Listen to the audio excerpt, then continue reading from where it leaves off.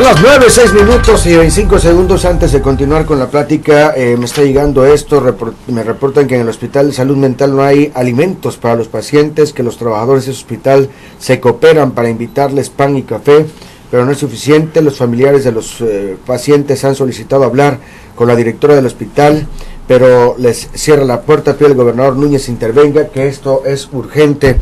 Ojalá y chequen eso, ¿no? Bueno, seguimos hablando con Fernando Valenzuela Pernas, procurador de justicia en el estado. ¿Seguirán enfrentando el crimen organizado de la misma manera que lo venía haciendo la anterior administración? Hay un mando diferente a nivel nacional, hay un mando diferente a nivel local. ¿En qué han quedado al respecto? No, hay un replanteamiento en ese tema y viene desde el gobierno federal. Si bien es cierto, no hemos tenido todavía la reunión que se acostumbra, que son 2 veces al año, de todos los procuradores del país con el Procurador General de la República. El miércoles de la semana pasada estuvimos en Los Pinos para la presentación de la Ley General de Víctimas, y ahí hicimos propicia la ocasión para tener una reunión breve con el Procurador General, porque viene un replanteamiento desde el momento en que la Secretaría de Seguridad Pública se adscribe a la Secretaría de Gobernación, las facultades que se replantean en la propia Procuraduría General de la República, la fortaleza al área de inteligencia más que en el combate del crimen, más que la contención y la confrontación directa. En ese caso, aquí en Tabasco en particular, se sigue con el esquema en principio de las reuniones de lunes de seguridad, con la colaboración estrecha con la Secretaría de Defensa Nacional, las dos áreas de Gobierno Estatal de Seguridad Pública y Procuraduría, con la Secretaría de Defensa Nacional y con la Armada de México. Pero hay un replanteamiento en ello. 1, el fortalecimiento de inteligencia, y 2, el respeto, pero irrestricto, de los derechos humanos, que en esta ocasión se materializa con la presencia de un Ministerio Público. Por ejemplo, los recorridos que ahora se hacen, que se le acostumbra en su operativo denominar como carrusel, en el que es un convoy que acompaña los elementos de la Defensa Nacional, de la Armada, Seguridad Pública y Procuraduría y Policía Federal, ya va acompañado de un Ministerio Público, para que aun cuando se detenga en la flagrancia a un probable responsable, existan los elementos suficientes para poderlos consignar. Porque de poco sirve, Chuy, tener una enorme cantidad de detenidos si al final van a lograr y van a obtener el amparo. Y eso no es un problema de Tabasco, se dio en todo el país. De igual manera, las acusaciones que vienen acompañadas luego a las detenciones, acusaciones de violación de derechos humanos. Entonces, esos temas, el de la inteligencia policíaca y el de derechos humanos, obligan el replanteamiento de la persecución tanto del crimen organizado como del fuero común. El esquema Mérida, el esquema Yucatán, ¿no lo han estudiado? El plan Mérida. Yo veo cuando he ido a la ciudad, cuando he ido a Yucatán, veo que hay retenes por toda la ciudad, que hay patrullas cada determinado, porque hay un periférico que es un verdadero periférico que le da toda la vuelta a la ciudad. Hay patrullas, hay retenes, hay revisiones, hay inspecciones. Parece ser que eso les ha dado, no sé si les ha dado, pero parece ser que eso les ha dado. Mérida por lo menos y Yucatán tienen por lo menos la fama de que ahí se cometen menos delitos, o por lo menos hay menos violencia y menos delito organizado. A partir de ayer, aquí en la ciudad de Villahermosa, por acuerdo del Consejo de Seguridad y por instrucción del ciudadano gobernador, se implementó un operativo para cada uno de los accesos de la ciudad de Villahermosa por el disparo del robo a casa habitación con violencia y por la serie de incidentes violentos que se nos estaba presentando, y que de preocupación, por supuesto, en la mesa se tomó la medida. A partir de ayer, en la ciudad de Villahermosa está garantizado el acceso a la capital.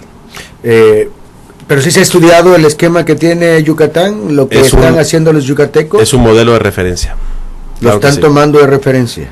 No solo para el caso de ayer, sino para los modelos de capacitación del cuerpo policíaco que con el general me había comentado, pero en el caso particular de Procuraduría, espero estar en contacto el próximo fin de semana con el procurador de Yucatán precisamente y el de Campeche, y algo que me interesa mucho allá en Mérida, por lo que hace Procuraduría, Son dos puntos ahí, Chuy. Uno, insisto, actitud.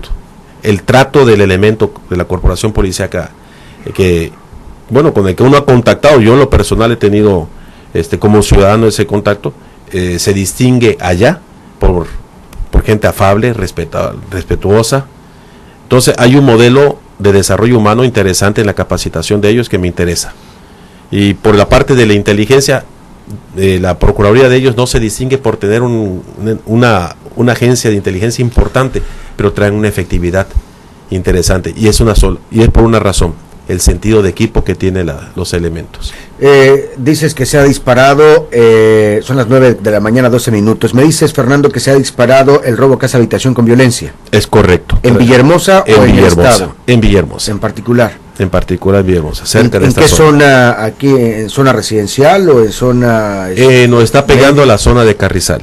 Zona de Carrizal. Así es, y estamos trabajando intensamente sobre la investigación. ¿Es una banda? ¿Son varias bandas? ¿Tienes idea? Prefiero reservarme porque es parte de la investigación. Aparte de este delito de robo a casa habitación, ¿cuál es el líder? ¿Cuál es el delito que más nos pega? Bueno, es preocupante el robo a vehículo. Robo de carros. El robo de vehículos, así es. Y va aparejado ya, va un indicador preocupante, el de motocicletas, el robo de motocicletas. Entonces, y lo preocupante es que se nos está dando a la luz del día ese tipo de robos. Me han comentado en algunas ocasiones, en gobiernos anteriores, en muchas ocasiones, pues, que muchas veces quienes están metidos en esto, quienes son los cómplices, son gentes mismos de la ministerial en algunas ocasiones. Sí, sin lugar a dudas que puede ser, ¿no? Yo no me atrevería a descalificarlos, pero la investigación se tiene que cuidar todos esos aspectos, Chuy. Se dice que tanto de la ministerial como de seguridad pública, bueno, hoy en día el tema de la extorsión, lo primero que hace que se intenta identificar en la llamada, dice que es un comandante, y lo hace en el ánimo de la presión psicológica para que quien es víctima de esa extorsión sienta que no puede ir a acusar ni a denunciar porque quien lo está extorsionando es alguien de adentro, ¿no? Pero es parte de la guerra psicológica. Yo no dudaría de que tengamos problemas de esa naturaleza, y eso es parte de la depuración policíaca que en Tabasco, como en el resto del país, se viene haciendo y que se tiene que seguir haciendo. La lucha contra el crimen es afuera y adentro. ¿Sirvió para algo el famoso colegio de policía yo sé que no eres ahí le toca de la pública, pero le toca al general secretario de la respuesta? A mí lo que me ha comentado es que trae un programa interesante él de replanteamiento hacia la profesionalización. Trae un programa muy muy interesante.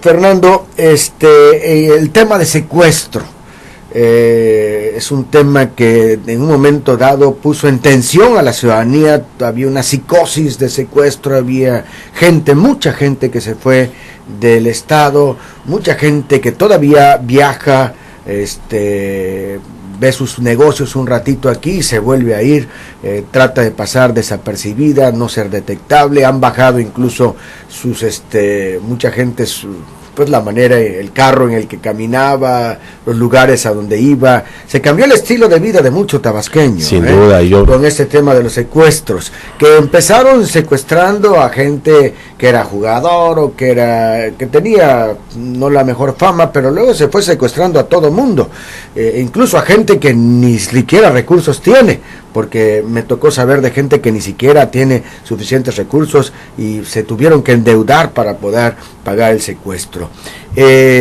¿Cómo estamos en ese renglón en este momento? Mira, el tema lo conozco demasiado porque soy cardenense. No, y sobre todo en Cárdenas, donde... Y se calentó de tal manera ese tema, afectó de tal manera a la sociedad, que hay colonias en donde empresarios, no necesariamente multimillonarios, pues son colonias, por ejemplo el fraccionamiento de los Reyes Loma Alta, donde está semivacío el fraccionamiento. Emigraron muchos amigos, familiares, algunos que pudieron lo hicieron a Mérida, otro tanto a Villahermosa, pero salieron de Cárdenas y llegan a Cárdenas con miedo. O sea, flota la percepción del miedo, y eso ha hecho mucho daño a la ciudad porque ahuyentó la inversión, le generó una recesión en el comercio y sin lugar a dudas eso le pegó. ¿Qué traemos sobre ese tema? En los últimos días traemos... Pero nada más la pregunta es, ¿sigue siendo de altos niveles el secuestro en Tabasco? Es que es difícil contra qué lo medimos, porque a mí no me gusta cuando lo medimos en el contexto nacional, cuando nos dicen que estamos demasiado bien frente a Coahuila, Tamaulipas. Eso me desagrada porque así sea un secuestro, es una vida la que está en juego. Entonces es difícil fijarle un indicador. Sobre todo cuando la mayoría no se denuncian por temor a que les pase algo al secuestrado, ¿no? Pero fíjate que hay algo interesante ahí, hoy por hoy cada día estamos más cerca de las cifras reales, aun cuando no son denunciados, sí son detectados. El ciudadano empieza a voltear hacia la institución.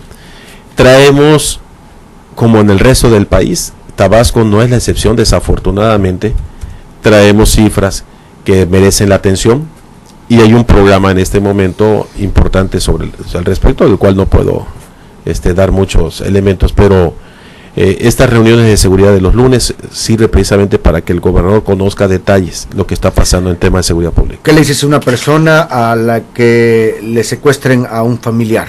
¿Qué tiene que hacer? Lo primero que hacemos las instituciones es garantizarle la integridad física de quien está secuestrado. Pero lo que tiene que hacer es ir al Ministerio Público, lo que debe hacer, ir a la Procuraduría. Lo que debe de hacer, así es, tiene que confiar y le damos todas las garantías, tanto el general Oldomaro como un servidor, que estamos recién llegados, que tenemos la instrucción del gobernador Núñez y nos apoyamos con la Secretaría de la Defensa Nacional para que no tenga en ningún momento el temor de que vaya a haber una filtración de información que ponga en riesgo. Pero la institución que tú hoy jefaturas, Fernando, necesitamos la denuncia. ¿Es confiable cuando la acabas de recibir, cuando todavía queda mucha gente que se sabe y es de dominio público, esa institución estaba infiltrada? En ese tema en particular del secuestro, de forma personal, le planteamos mecanismos para garantizarle no solo confianza, sino seguridad a quien está plagiado. Y en ello nos apoyamos de la mano con la Secretaría de la Defensa Nacional. Me decía una persona que la delincuencia en Tabasco es pareja, casi democrática, que de los estratos pobres o clase media se encargan los pandilleros, los raterillos convencionales, y de los más pudientes el crimen organizado. El caso es que es agobiante pasarte la vida trabajando para que en un momento se lleve lo que tanto trabajo te ha costado conseguir, y además a riesgo de tu salud e incluso de tu vida. Conozco mucha gente que vive en barrios pobres, digo, así como también la gente que tiene dinero es agobiada por la delincuencia organizada. Veo también a mucha gente pobre o con recursos medianos, ¿verdad?, que no soportan que al lado de su casa, porque además han proliferado los puestos tanto de droga, o sea, venden los pocitos, ¿le llaman? Los pocitos. Como los clandestinos y la gente que vende licor, aunque sea oficial el puesto, pero a deshoras, etcétera, y todo esto se va asociando para la comisión del delito. Así es. Bueno, y el ingrediente más importante de esto se llama impunidad. Sí. Así es. El ingrediente. Entonces, los que no secuestraban y se organizan para secuestrar, y no precisamente, la mayoría de las veces no son aquellos delincuentes que imaginamos como delincuencia organizada. Muchas veces son bandas locales, muchas veces. Lo hacen porque saben que no corren el riesgo de ser privados de su libertad. Pero ese es el ingrediente más importante y sobre eso estamos abocados. Fernando. Perdón, mira, lo que menos deseamos es que en este periodo tengamos nosotros, como ocurrió en otras épocas de gobierno federal, por ejemplo, la presentación y los esquemas estos mediáticos de bandas de estar presentando. Nosotros queremos trabajar en el sigilo, en la discreción, pero con efectividad. No vas a ver una procuraduría muy echado para adelante en la parte mediática, sino tiene que haber una procuraduría con resultados. Y el tema del secuestro, más allá de buscar los detenidos, lo que queremos es efectividad. Al que consignemos, procuraremos que no esté afuera. Son las 9 de la mañana, 21 minutos. Yo insisto, ¿cómo solucionar el problema de los infiltrados que puedan tener en la procuraduría? ¿Cómo detectarlos? ¿Cómo tratarlos? ¿Cómo marginarlos? ¿Cómo saber que no tienen al enemigo en casa, Fernando? Bueno, hay un en este momento hay una prórroga que está corriendo en todo el país de evaluación del control de confianza, que también trae un replanteamiento, porque aún con los controles de confianza, es cierto, se depuraron muchísimo las corporaciones policíacas, federales, estatales y municipales, muchísimo, pero no fue lo suficiente. Se avanzó, pero ahora hay que replantearlo para dar el siguiente tramo. Se vence en el mes de octubre, mal no recuerdo, y viene un esquema de evaluación otra vez a todo el país, desde los procuradores hasta la policía ministerial. La depuración policíaca no depende nada más del procurador. Los exámenes se fijan a nivel central en el país, desde la Secretaría Ejecutiva del Sistema Nacional de Seguridad Pública. Y los exámenes con los que se están fijando ahora es que tenga una periodicidad más corta, porque se estaban dando prórrogas de 2 años. ¿Crees que la anterior administración se equivocó o acertó en la manera que combatió al crimen? Hubieron aciertos, sin lugar a dudas, pero creo que faltó más un área de inteligencia. Fue un ataque frontal. ¿Ya tienes el área de inteligencia? En todas las procuradurías viene precisamente el fortalecimiento del área de inteligencia. No, en este momento no se cuenta con ellos, se está trabajando con las averiguaciones previas, con la investigación que se tiene, pero las unidades de inteligencia es uno de los puntos que está acordado del Consejo Nacional. ¿Esto es lo que antes era el famoso escalón operativo? Bueno, ese no, es un grupo operativo. El área de inteligencia, ¿qué significa? Que hay un grupo de investigadores que se acopian de la información en la calle, pero ellos mismos no la ejecutan, sino la pasan a un área que se dedica a hacer los cruces con las averiguaciones previas, con la plataforma México, que es la base de datos en todo el país, con lo que tenga la Secretaría de Seguridad Pública, con lo que tenga la Sedena, hacen el proceso, lo analizan y lo pasan al área que sería como esta que estás comentando, operativa para ejecutar. De tal manera que la gente del ministerio, el policía ministerial, que tradicionalmente conocíamos, que sale a la calle a investigar, que hace su procesamiento y análisis a como Dios le da a buen entender, y él mismo la ejecuta. Hoy la propuesta es el replanteamiento. El que recoge la información no es el mismo que la va a operar. La recoge, otra área la analiza y será otro grupo el que lo ejecute, sin crear plazas. Es lo mismo, nada más que darle especialización. ¿Habrá algo que te impida cumplir con tu encomienda al frente de la Procuraduría? ¿Habrá algún pretexto, habrá alguna situación que impida que la Procuraduría de Justicia sea administrada de la mejor manera, al mejor nivel? No lo hay ni tiene por qué haberlo. Cuando me invitó el ciudadano gobernador a desempeñar ese cargo, estaba consciente de los retos, estaba consciente de las limitaciones presupuestales, porque estaba viviendo Tabasco una crisis en el sector salud derivado de la parte financiera, y no se trataba más de un reto personal, sino de poner por delante toda la vocación. Yo creo que es una institución que puede dar muchísimo, no en el corto plazo, pero hay que sentar las bases que el ciudadano perciba que va cambiando. El ciudadano no nos va a creer si no asomamos cambios. Luciano Gómez Paz es persona con discapacidad, te pide le concedas una audiencia directa, que no lo vayan a canalizar, que quiere hablar contigo, deja aquí un número telefónico, claro que sí. lo entrego. La señora Marta Uri Escalante de la Cruz está aquí en BT, te pregunta si la puedes atender saliendo, porque tiene un problema en Bosque de Saloya con una tienda comercial que le afectó 2 recámaras de su domicilio, interpuso su demanda ante el Ministerio Público de Bosque de Saloya, pero con mucho gusto. No le han hecho caso. A Ramón Martínez López te pregunta qué cambios realizarás en la casa de arraigo, ya que se han dado maltrato a personas inocentes, que de esto tiene conocimiento la Comisión de Derechos Humanos. Ese es un tema importante. Todo un tema. El Procurador General de la República habló de hacer un análisis hasta el extremo de poderla desaparecer. Tenemos que buscar el justo equilibrio allí. Ni la amplitud y discrecionalidad con la que se han manejado y que ha sido motivo de recomendaciones de la Comisión Nacional de Derechos Humanos por torturas o privaciones ilegales de la libertad, ni tampoco el extremo de la desaparición, porque las 48 horas con las que se cuenta en un ministerio público muchas veces son insuficientes. Hay que buscar un equilibrio que respete la dignidad del ser humano, que respete los derechos humanos, pero no perder de vista que estamos ante un fenómeno delictivo que ha evolucionado. Sí, lo que pasa es que esto es como el que dicen, échenselos en caliente. Sí, así piensa mucha gente, hasta que no se echen en caliente a un hijo de él, a un hermano de él, a una persona cercana a él, que que a lo mejor es inocente además. Mira, Chuy, yo trabajé en la Comisión Nacional de Derechos Humanos una época, y sobre todo en los momentos del levantamiento armado de Chiapas. Fui coordinador en la zona alta de Chiapas, inclusive me tocó a mí certificar cuando el general Absalón Castellanos, yo tuve mucho tiempo en campamentos en la zona de Nuevo Momón, en Guadalupe Tepeyac, en la zona de Nueva Libertad, allá en Margaritas. Y yo creo en el respeto a los derechos humanos, es una mística. Te digo que yo creo en la justicia, pero hay una franja muy frágil entre el respeto a los derechos humanos y la parte operativa policíaca. Ese es el equilibrio que no hay que perder de vista nunca. Las casas de arraigo no pueden ser idealizadas en ninguno de los dos extremos, ni para la violación de derechos humanos, pero tampoco desaparecerlas para permitir que un fenómeno delictivo que ha evolucionado, pero muy por encima de la capacitación y profesionalización de las policías, se puedan tratar de otra manera. Hay que buscar ese equilibrio, con legalidad, con respeto a los derechos humanos, pero con realidades.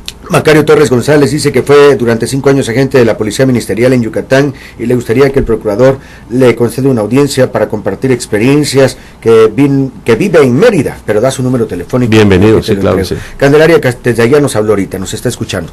Candelaria Castellanos Naranjo solicita una audiencia con el Procurador de Justicia pero personal, no con secretarios. Que solo le hacen dar vuelta y espera aquí respuesta. Con mucho gusto. Hay una licenciada que pide al Procurador de Justicia intervenga, ya que salió la convocatoria en 2011 para un concurso por examen de oposición de plaza vacante. Bueno, aquí explica, ella no da su nombre, pero aquí te explica todo, te lo entrego para que yo lo reviso, sí, me comunico con Luis Blaidel Jerónimo te pregunta si vas a destituir al fiscal Gilberto Castellanos, porque existe una demanda en Chiapas por abuso de autoridad, que actualmente está como fiscal en un área antisecuestro. Adriana Pedrero Acosta te felicita por tu nuevo encargo. Ricardo Martínez Estrada te solicita audiencia, que deja aquí, también está su número telefónico, sí, para que le hables. Fernando García Gómez te pide o te pregunta qué piensas hacer con la mala atención que dan los ministerios públicos en Jonuta. Alejandra Arias de Aldea de los Niños ACEP te pide un cambio de administración en el área del CAMBI de la PGJ, porque hay una mala integración de averiguaciones previas en la Casa Abuso. Y hay una nueva titular ahí. Acaba de hablar de ello precisamente. Sí. Carlos Torres Aquino solicita audiencia, también ahí hay un número telefónico. Gusto. Francisco Gómez Hernández te pregunta cuál es el trabajo de los coordinadores regionales de los ministerios públicos, que inicialmente era para supervisarlos también, pero en el camino se corrompieron y siguen siendo más de lo mismo. Son delegados regionales. Sí. ¿Qué vas a hacer con ellos? Estamos en un replanteamiento. De Jalpa, el ingeniero Sebastián Díaz Sandoval, director de la revista Tips de la Chontalpa, que se edita en Jalpa, te envía abrazo, dice que es tu amigo.